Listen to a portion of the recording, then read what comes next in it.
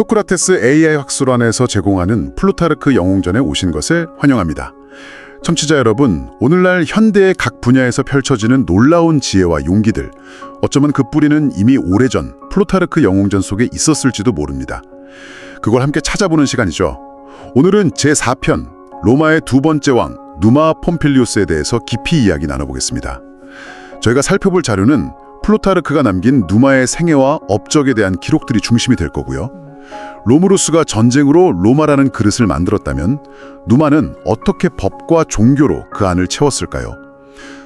힘이 아닌 평화와 제도로 나라의 기틀을 다진 지도자, 좀 다른 유형의 리더십을 탐구해 보겠습니다. 자, 먼저 누마 폼필리우스, 이 인물부터 좀 알아봐야겠죠. 흥미로운 점은 이 사람이 로마인이 아니었다는 거예요. 사비유족 출신이었죠. 네, 맞아요. 로물루스가 갑자기 사라지고 나서 로마가 좀 혼란스러웠잖아요. 로마인과 사비니인들 사이에서 다음 왕을 누구로 할지 갈등이 있었는데 그때 양쪽 모두에게서 존경받던 누마가 추대된 거죠. 그런데 플루타르크 기록을 보면 처음에는 그 왕위를 사양했다고 하던데요. 그렇죠. 사실은 그게 누마라는 인물을 잘 보여주는 대목이에요. 어떤 권력욕보다는 정말 덕망과 지혜로 이름 높았던 사람입니다. 플루타르크도 그를 굉장히 사색적이고 절제할 줄 알고 또 철학이나 종교에 깊이 심취한 인물로 그리고 있거든요. 그러니까 애초에 성향 자체가 좀 달랐군요. 그럼 왕이 된 다음에는 뭘 가장 먼저 했을까요? 그 첫 행보가 아주 상징적입니다. 로물루스가 항상 데리고 다녔던 그 300명의 친위대, 그걸 해산시켜버려요. 군대부터 없앴다고요? 네, 그리고 전쟁 준비 대신에 종교 제도를 확립하는 데 힘을 쏟았습니다. 이게 단순히 신을 잘 믿자 이런 차원이 아니고요. 공유된 믿음, 그리고 함께 지키는 종교 의례를 통해서 로마라는 공동체의 어떤 정체성, 근본적인 틀을 만들려고 했던 거예요. 그야말로 전쟁 도시 로마를 법과 질서의 도시로 바꾸려는 시도였죠. 와, 정말 로물루스와는 뭐랄까 정반대 접근법이네요.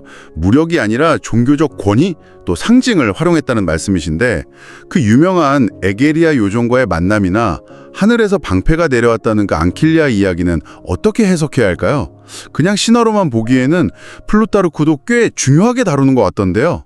중요한 질문이세요. 그 에게리아 이야기는 당시 사람들이 보기에는 누마가 만드는 법이나 제도에 어떤 신성한 권위를 부여하는 역할을 했을 가능성이 높습니다. 플루타르크 자신도 약간의 회의적인 뉘앙스를 풍기면서도 당시 사람들이 신과 소통하는 특별한 인물의 존재를 믿었다는 점을 설명하거든요. 그러니까 누마 본인이 신통력이 있었다기보다는 사람들이 그렇게 믿도록 만들어서 정책에 힘을 실었다는 거군요. 그렇죠. 핵심은 누마가 이런 이야기들을 그냥 퍼뜨린 게 아니라 이걸 활용해서 로마 종교의 시스템을 만들었다는 점이에요. 예를 들어 폰티펙스라고 해서 국가의 모든 종교 의례를 총괄하는 최고 사제 직책을 만들었고요. 또 로마의 영원한 부를 지키는 베스타 여사제 제도도 이때 확립됩니다. 그리고 하늘에서 내려왔다는 그 방패, 안킬리아 있잖아요. 그걸 지키는 살리사제단도 만들었고요. 이런 구체적인 직책과 제도들이 로마 종교의 뼈대가 된 겁니다. 그러니까 신화적 요소를 그냥 믿어라 이게 아니라 그걸 기반으로 실제적인 종교 시스템과 직책을 창설해서 사회 질서를 잡아나갔다 이런 말씀이시군요. 야누스 신전 이야기도 참 인상 깊었어요. 네, 야누스 신, 시작과 끝, 또 문과 통로를 관장하는 신이죠. 로마에는 이 야누스 신전의 문이 있었는데 전쟁 중에는 열어두고 평화 시에는 닫아두는 관습이 있었습니다. 네네. 근데 플루타르크 기록에 따르면 누마가 통치하던 43년 동안 이 문은 단 한 번도 열리지 않고 굳게 닫혀 있었다고 해요. 43년 내내요. 와. 네, 로마 역사상 정말 전례 없는 긴 평화의 시대였음을 보여주는 아주 강력한 상징이죠. 로마가 꼭 전쟁만 하는 나라가 아니라 평화를 지향할 수도 있다는 걸 눈으로 보여준 겁니다. 종교 시스템 정비뿐 아니라 사회제도 자체를 정비하는 데도 힘썼다고 하셨는데 그 달력 개혁하고 직업별 조합 설립 이 부분도 좀 더 자세히 듣고 싶습니다. 달력이 그 당시에는 정말 엉망이었다면서요. 그렇습니다. 한번 상상해 보세요. 어떤 달은 막 20일밖에 안 되고 어떤 달은 35일이 넘고 이러면 농사 시기를 맞추기도 어렵고 축제 날짜도 뒤죽박죽이고 행정도 혼란스럽겠죠? 네, 모든 게 엉망이 되겠네요. 그렇죠. 누마는 이 들쭉날쭉하던 로마의 달력을 태양과 달의 움직임을 고려해서 1년 365일을 기준으로 하는 12달 체계로 정비했습니다. 이때 우리가 아는 1월, 그러니까 시작의 신 야누스의 이름에 딴 야누아리우스와 또 정화의식과 관련된 달인 2월 페브루아리우스를 추가한 거죠. 아, 1월과 2월이 그때 추가된 거군요. 네, 이렇게 시간의 질서를 부여했다는 건 단순히 날짜 계산을 판하게 한 걸 넘어서 농업, 종교활동, 시민들의 일상생활 전반의 안정성을 가져다 준 아주 중요한 개혁이었습니다. 시간을 정돈하고 그 다음엔 사람들을 정돈했다. 이렇게 볼 수도 있겠네요. 로마인과 사비니로 나뉘어서 갈등이 심했다고 들었는데 이들을 직업별 조합으로 묶었다는 아이디어는 진짜 좀 놀라운데요? 어떻게 그런 생각을 했을까요? 네, 그것도 참 대단한 발상이죠. 당시 로마는 로물루스 시대의 정복전쟁 이후 로마 원주민과 이주해온 사비닌들 간의 갈등이 꽤 신박했습니다. 누마는 이 해묵은 출신 배경에 따른 분열 구도를 넘어서기 위해서 피역공, 토공, 목수, 염색공 이런 식으로 직업별로 조합을 만들게 했어요. 그러니까 어디 출신이냐가 아니라 무슨 일을 하느냐로 사람들을 다시 묶은 거군요. 정확합니다. 하는 일이라는 새로운 기준을 제시해서 로마인이든 사비닌이든 같은 직업을 가진 사람들끼리 모이게 한 거죠. 일종의 사회 통합 프로젝트였다고 볼 수 있습니다. 공동의 직업적 이해관계를 통해서 소속감도 높이고 기존의 갈등은 좀 완화시키고 사회 전체의 조화를 꾀하려 했던 아주 지혜로운 정책이었어요. 듣고 보니 플루타르크가 왜 누마를 철학자 왕이라고 부르면서 로물루스와 계속 대비시키는지 확실히 알 것 같습니다.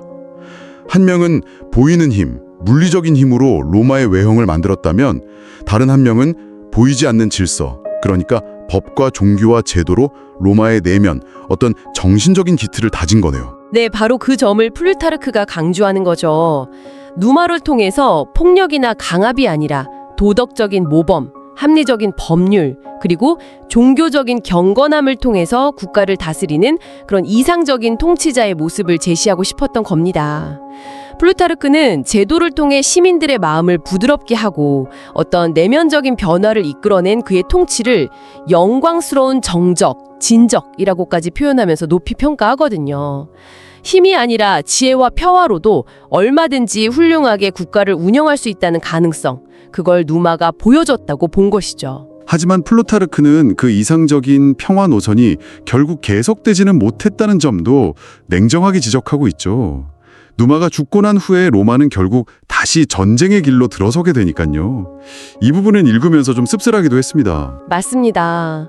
아무리 좋은 제도나 철학이라도 그것을 계속 지켜나가고 발전시키려는 후대의 노력이 없으면 지속되기 어렵다는, 뭐랄까, 역사의 교훈 같은 것을 보여주는 대목이죠.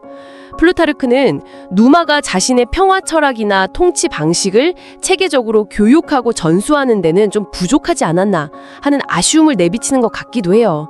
어쩌면 누마 개인의 뛰어난 덕성과 지혜에 너무 많이 의존했던 시스템의 한계일 수도 있고요. 결국 누마 폼필리우스의 이야기는 진정한 강함이란 무엇인가 하는 아주 근본적인 질문을 우리에게 던져주는 것 같습니다. 칼과 방패가 아니라 법과 종교 그리고 합리적인 제도를 통해서 위대한 로마라는 국가의 초석을 다진 그의 리더십. 청취자 여러분께서는 어떻게 생각하시는지요? 힘이 아닌 신뢰와 시스템으로 공동체를 이끌어가는 방식, 과연 오늘날 우리 사회에서도 여전히 유효한 혹은 더 필요한 대안이 될 수 있을까요? 한 번쯤 깊이 생각해 보시면 좋겠습니다. 소크라테스의 AI 학술원에서 제공하는 플루타르크 영웅전, 오늘 누마 폼필리우스 이야기는 여기까지입니다. 다음 차례는 제5편 아테네의 위대한 입법가 솔론에 대한 이야기로 찾아뵙겠습니다. 다음 탐구에서 뵙겠습니다.